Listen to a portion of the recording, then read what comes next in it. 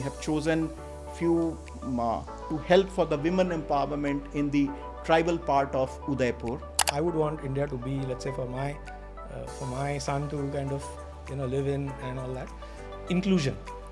So what is important which will help to enhance this speed through which we need to is, I think there has to be some thought process, something needs to be done, which is to use of technology in so that it goes to the smallest of the city and all. I think next 8 to 10 years is the time for infra growth.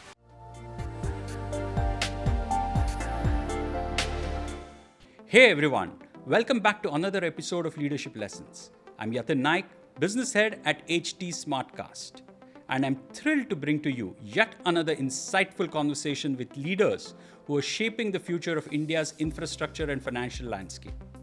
Today, we have the privilege of speaking with Nilesh Sampat, Chief Financial Officer of Aseem Infrastructure Finance Ltd, and Shishir Kumar, its Chief Compliance Officer. Nilesh Sampat has over 20 years of experience running finance offices across financial services such as credit, capital markets, and alternate assets. He has managed assurance and financial due diligence mandates for large public companies during his work with Deloitte India. Shishir Kumar comes with more than 25 years of rich experience in legal and compliance domains across banks, NBFCs, and AIFs. He has handled complex matters related to NBFCs and has experience of working in various project finance transactions in several sectors. Hi Shishir and Nilesh, welcome to Leadership Lessons. Thanks for having us. Thank you. To both of you actually, first things first, can you describe Aseem Infrastructure Private Limited to us? What do you see it as its biggest strengths? What are you trying to achieve here? So Yatin, Aseem, is essentially, it's now about 4.5 years old. We started as a startup, and we also have Government of India direct equity, about 30%. The SMBC of Japan, being a very large marquee project financer in the world, holds the remaining 10% of equity in the company. So those are our shareholders. We are by construct an NBFC, IFC, which is essentially an infrastructure finance company. And just to give some perspective, in India about 8 IFCs exist, and these are specialized NBFCs to cater to the infrastructure landscape for financing.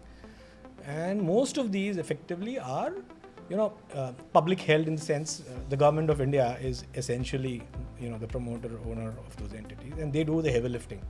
And about 55% of India's infrastructure needs from a financing standpoint, credit financing standpoint, are met by the IFCs. The banks, on the other hand, including the PSU banks as well, do the remainder 45%. So that is by construct what Aseem is, regulated by the RBI. We are a project, infrastructure project lifecycle finance provider. We focus across many sectors, but largely what we like to do and do more is renewable energy. One, two, we do a lot of transportation and roads as well. We have airports, we have highways, of course, and then we also do a lot of newer emerging sectors like data centers. We do electric vehicle mobility, where cities are transforming their public transport from diesel buses to EV buses. We do transmission, a host of things. So we've been about 4.5 years in operations, and we now have a book about 15,000 crores. In terms of the book, that's our biggest strength. Our book is, in terms of credit quality, arguably perhaps the best in the sector as a project financer on the infra side. And human capital that we have, is we believe is the best in the industry. We are small, but we've made large strides in terms of the growth that we've achieved, in the last 4.5 years or so. Yeah, if Shishir can look at the strengths and add to that. See, I'll answer the last part first, which is what are we doing or trying to achieve from Aseem. Basically, every one of us at Aseem is trying to build the nation. So it's towards nation building initiative, and we every day work for that, because be it electricity, be it road, the climate, green climate and all, so we are working for that. So that's the important, and we feel pride what we do in that. But with respect to the strength part and all, just to add on what Nilesh mentioned is, majority of the people, the team lead or the people, and the two aspects, which is business and credit. See, they have seen the cycle for last 10-12 years, so they are experienced. And we have seen how from 2010-12 and all, there was a downside on the infra, there where you have all these stressed assets and all, then finally revived and all. So they have experience. That is the core strength, the expertise of the team, what sort of a deal they source, and how do they appraise the project and all. This is our key strength, and that's the reason what he mentioned, that till date there has not been, forget about any stress, there has not been any single day of delay of a default and all. So this is what, and we feel pride. The team is critical, and that actually help us finally the main goal of, which is nation building. Oh, that's very interesting. What you're talking about, running a very clean business is what you're saying. Not only from the environmental point of view, but also from finance point of view, right? True. So I'll come to that. But before that, how has the landscape for infrastructure financing, especially from capital, from legal framework point of view, evolved over this period of so many years? So I'll take this. Maybe he can add on that. So it has three parts to it. So I'll touch upon all, and I'll spend few minutes because you get a clarity and also the perspective. So with respect to the capital and all, yes, it's very important for any project to set up. But if we see the last 5-6 years, because I have been in this industry for more than 25 and very close to infra for last 20 years. So I know how it has gone up and down and again up. And their government sustained effort in enhancing and all. You see the budget of last 3 years, how it has been on a upscale, that government is also supporting for it. At the same time, NBFC is playing a big role in providing that part. True. There's still need, but deepening of the bond markets and all. So this is with some time there are projects where you get a government grants and all. So government also support. They are supporting the PPP initiative, I can tell you from 2008 onward, where IDFC, the other infra lender, which is now converted into the bank. So we had this PPP initiative is there. So this is all with respect to, there are various modes through which you get government grants as well as they support the initiative so that you get a private capital as well. There is still room to grow. So that is on the capital availability. With respect to the legislation and all, there are various again, which I am seeing it. You name few, like the National Solar Mission, which was in 2011 it started. Right. Okay, and then today, if India is on the 5th in the global front, where we have achieved on the 5th one on the PV technology. Secondly, with respect to the 2018 mission, which is the hybrid wind and solar. Okay, so there also it has paved the way. Then there were SECI, which is a quasi-judicial body, which has gone ahead and they introduced bids for some close to 10,000 odd megawatt and all. Now they have already awarded for 5,000. So these are you see there is a sustained effort from the government. Also there have been policy changes, which is toward facilitating. I don't need to get into the data, how the roads have come up and how you see about the Prime Minister Har Ghar Urja. Okay, they have a target till 2027 that 1 crore houses will have that. And slightly to touch upon the legal part also, all the bodies pertaining, whether it's a road, whether it's the solar, or there have been efforts. Definitely banks and institutions have also taken the initiative, but government have also supported it. And they're like two key important aspects with respect to the escrow and substitution, which is only rights of the lenders, because it's all based on cash flow and all. So from that perspective, it's now seamless. You have that right, you get the cash flow, there is a control mechanism, because ultimately you are borrowing money and then lending to it. But if that is not secure, you will find it yourself as a lender difficulty. So all these seamless now, because you have standardized the document process and all. The borrowers, the lenders, the institution, all are familiar with it, and it's also efficient. So now the time which we used to take 7, 8, 9 months, I can tell you in 2019, now it can become 3, 4 months or maybe 2 months. Interesting. So I hope I touched upon the capital, the policy changes, and the legal part. The government support for it, Yes. right? So it's all parallel working together, and it's helping. Anything, Nilesh, you would like to add? No, so essentially, let's say, even if you merely look at, let's say, capital, which is the essence, right? In the sense that the amount of outlay, and there are a lot of numbers, and those numbers are very, very massive, Right. as to what is needed, in terms of India's outlay across all infra sectors, and that India doesn't have. I mean, that is very clearly understood, right? So effectively, you will channel, the domestic savings and the financialization of savings as it happens, and then convert it. 2 is you will have to use foreign money, right? Foreign capital. Now, foreign capital is available absolutely. One, in terms of the returns that our infra, with the kind of low geopolitical risk as well, kind of all that brings together, is a good return so far as any kind of foreign capital is concerned. So the idea there, and the government frameworks, the government policy changes effectively are all going towards, and as we see every day, ease of doing business. One, Right. The ability to build trust in the framework, in the system as a whole, such that foreign capital comes in whatever way. I mean, be it equity, be it debt, be it hybrid, whatever. So those are the things which are needed, because that is going to be the most crucial element. Because considering our the demographic so to say, the blessing that we have and what we shall have in terms of labor, we're skilling them. So that's a large initiative the government has understood, identified, working on it. So long as we are able to skill our people and the number of hands that we have, essentially India is going to manufacture, right?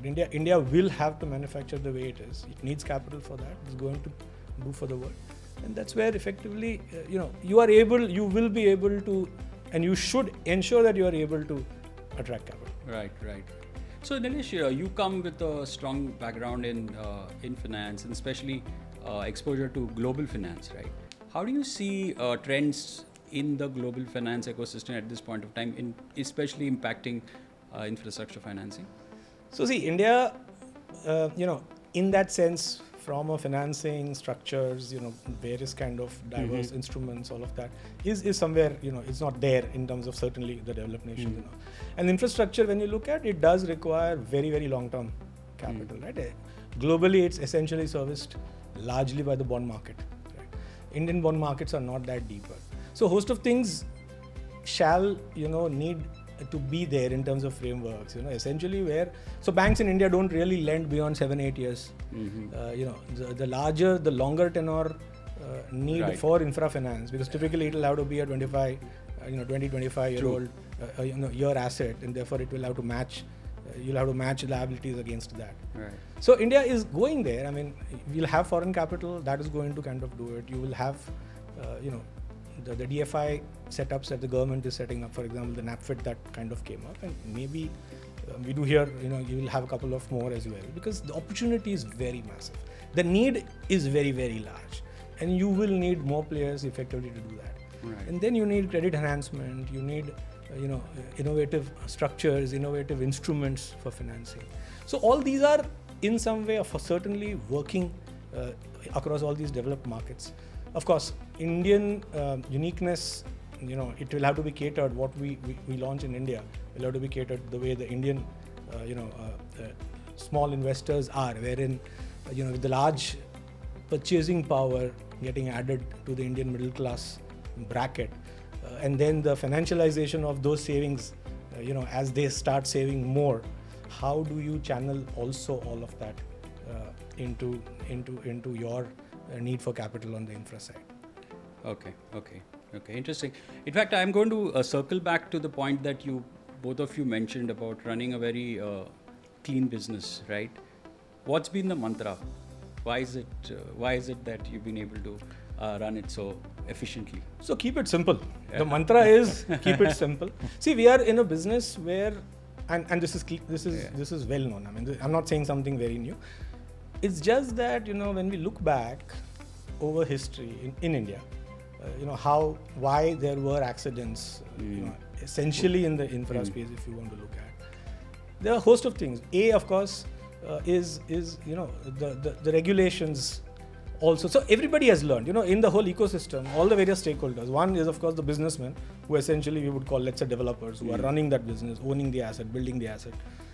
Then you have the whole legal framework, where you have the legal policies, the law, the ability to kind of go and litigate, if there are disputes.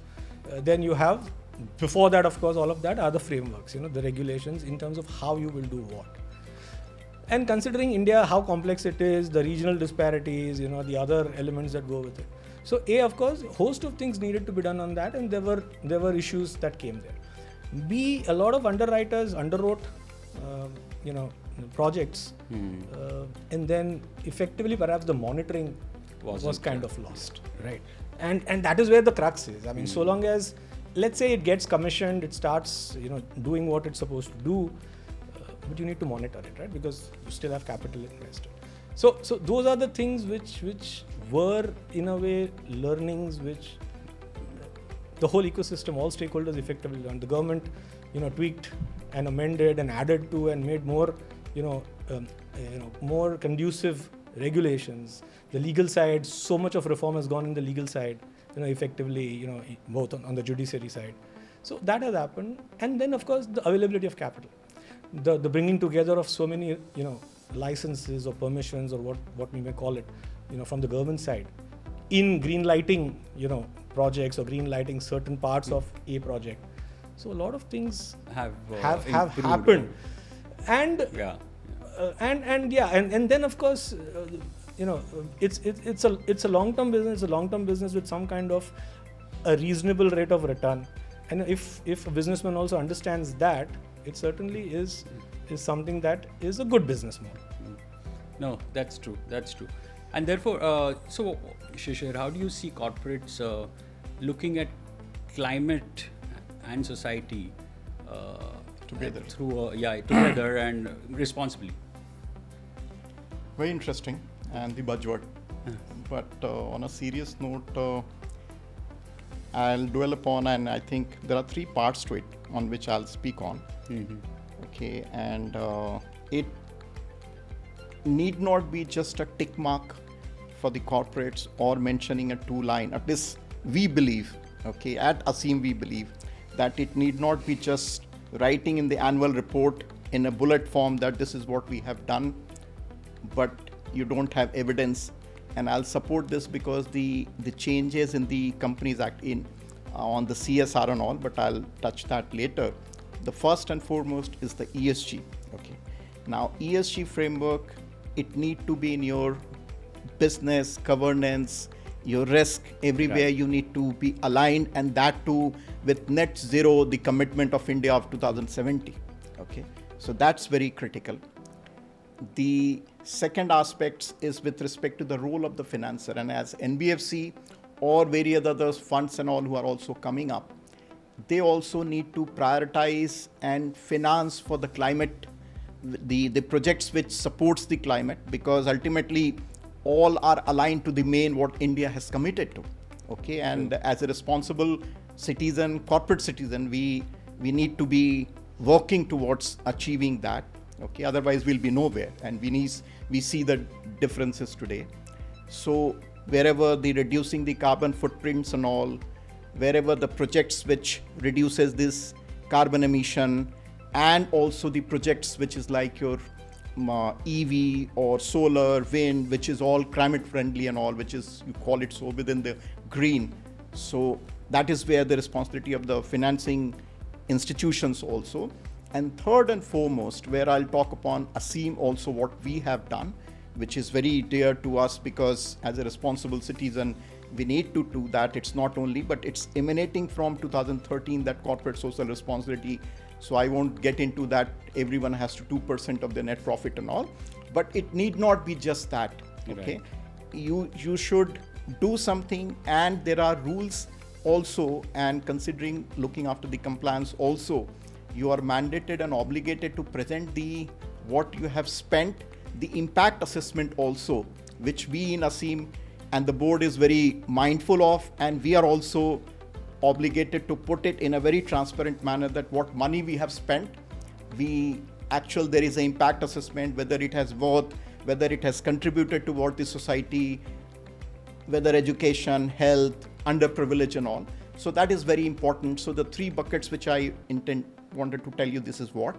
Now, with respect to the third one, we have at least several projects, like I'll name few, which is, one is a road, okay, and that iRaste, which is very successful, what we have done. Okay, and there like it reduced, when we presented to the board of Aseem, it's like 33% of it reduced the accidents and all in the area where it was taken up for three highways and all. And NHAI being the nodal agency, they are aware of. Likewise, we also in the coastal belt of Andhra, we went for mass scanning of some 7,400 women for cervical and breast cancers, and actually 120 were treated and they safe, okay, healthy. So this is the second one. Now going forward also we have taken up, so it's not again the tick box at Aseem. So we are doing for the visibly impaired. So we have chosen through definitely the several institutions who supports this platform, like there is one Srijan, then there are few more. So one is where to help the visibly impaired, some 25 students, so how to help them with their employment if they can do something and all. Likewise, we have chosen few to help for the women empowerment in the tribal part of Udaipur. Okay, so that is one. So, and also we are also nurturing, it's sort youth leadership. So we are also nurturing them so that they can speak to the people who are not literate. They can tell them that, okay, what is financial literacy, what is borrowing, how to come up with that. So we are trying to create a youth leadership, maybe 20, 30, 50 people, train them gradually. And so that, and you see the effect, what we are getting is that some 50, 60, 70 people and all, they go to different villages, then they speak to 200 people, and you see the multiplying effect. So these are the projects what we had, iRaste and all I mentioned, which we did earlier. This year we have taken this. So it is for some visually impaired, one for the women empowerment, and also to improve upon literacy and various other aspects where people, if you are literate, you can come up on your own feet and you can think of something. And with the infrastructure movement and all, then you can avail the benefit of it. So CSR is very close to us. And as mandated by the Companies Act rules and all, whatever we spend as per the regulations, we have to put the impact assessment before the board, and this is what it is, and basis that you get the further sanctions for doing it. Okay. So this is actually CSR, not for the sake of saying that, okay, this is what we have spent. Right. And just if I may add, an interesting perspective is to kind of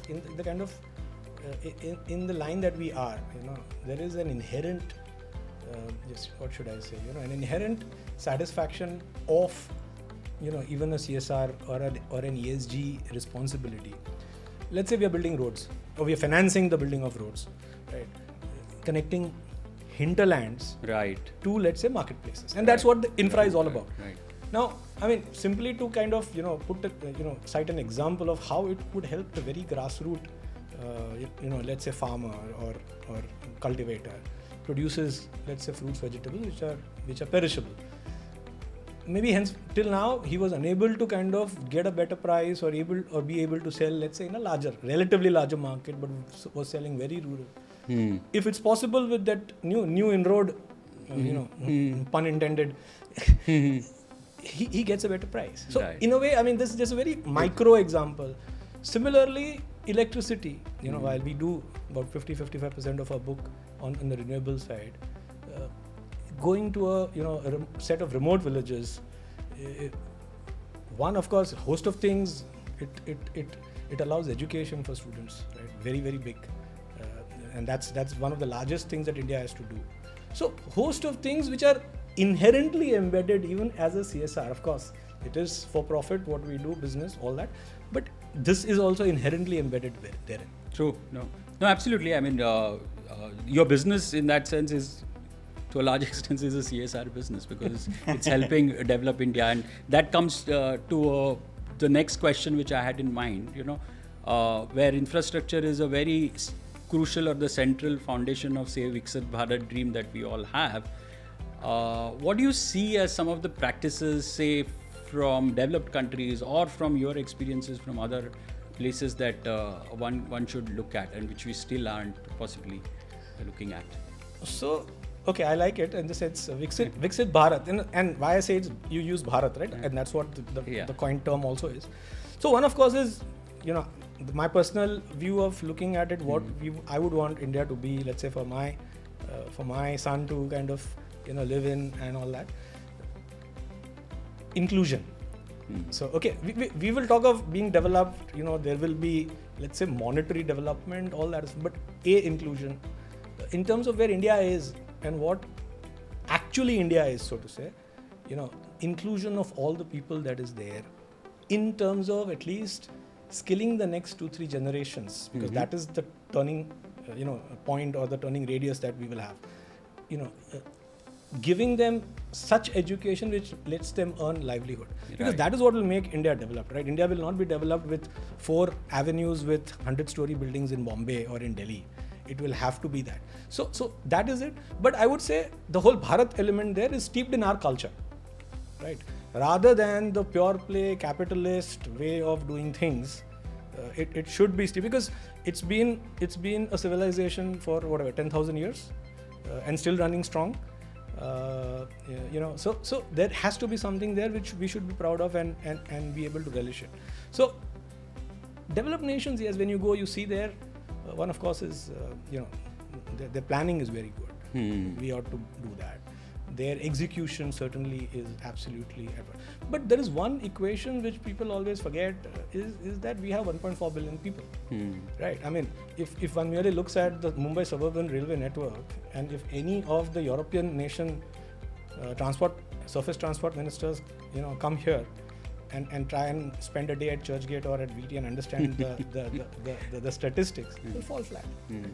So things are running, but we have to also discount it with what is our serviceable population. So to say. But we are there. I mean, citizens at the end also have some responsibility. Like all of us, we will want better things, we will want larger things, we will want cleaner things.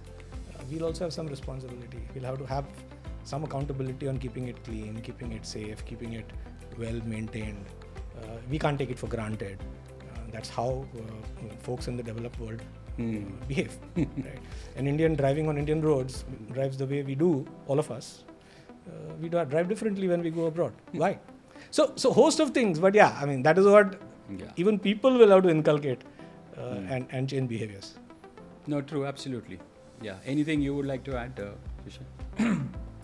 I think we covered, but 1 or 2 things like the metro in Singapore but and few other instances of Europe and all, but what is important which will help to enhance this speed through which we need to is, I think there has to be some thought process, something needs to be done, which is to use of technology in so that it goes to the smallest of the city and all, because skill development or whatever it is, if you integrate with the entire process, the technology, I think what we can achieve in 10 years, you can achieve in 2 years. Sure, absolutely. And therefore, how do you guys see the role of, say, technology in infrastructure development, especially? So technology and the buzzword of nowadays AI, right? I mean, they're going to be game changers, certainly. I mean, it is going to be immense. But even in physical infrastructure development? Yeah, absolutely. So physical, so one is, of course, the large part of it, I guess, is the physical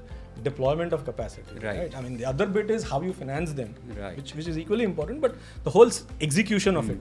So, I mean, see, at the very first, maybe generative design that AI can do so well is going to be able to make a maybe faster, finalization of what designs would be best suited for what kind of work.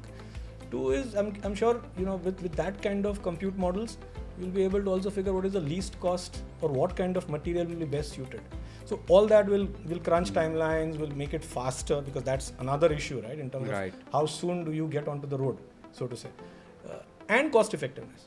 That is one. Then of course, as things get done, maybe predictive maintenance, predictive analysis, is going to be there. I mean, in terms of, let's say roads and RE, again, what we largely do, and what one could see as differentiators, between now and later, is on the roads. When in Bombay essentially, or wherever large traffic areas, you could have AI,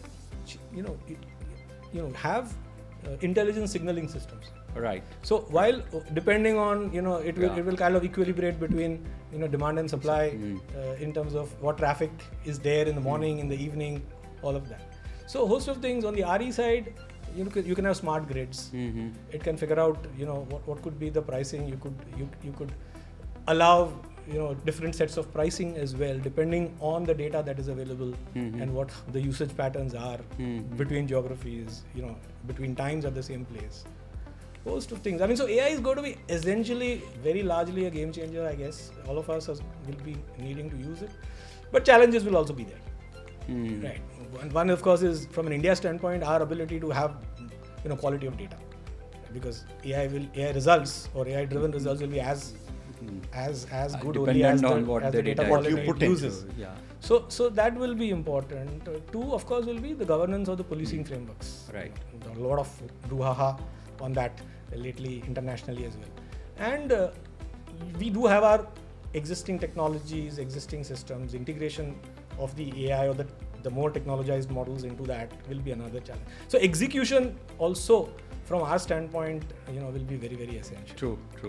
From compliance or from legal framework, like technologies like blockchain, do you see them coming in and impacting infrastructure financing in a meaningful way? It's on a similar thing what he mentions, so I will not repeat. But be it whether it is infrastructure, because if it is compliance or governance, it's whether it is infrastructure space or any other space and all. Right. But it definitely going to help, and it will improve the efficiency. And in fact, we have been also discussing on various projects and all, which we may bring on board and all. But yes, I agree. It will have.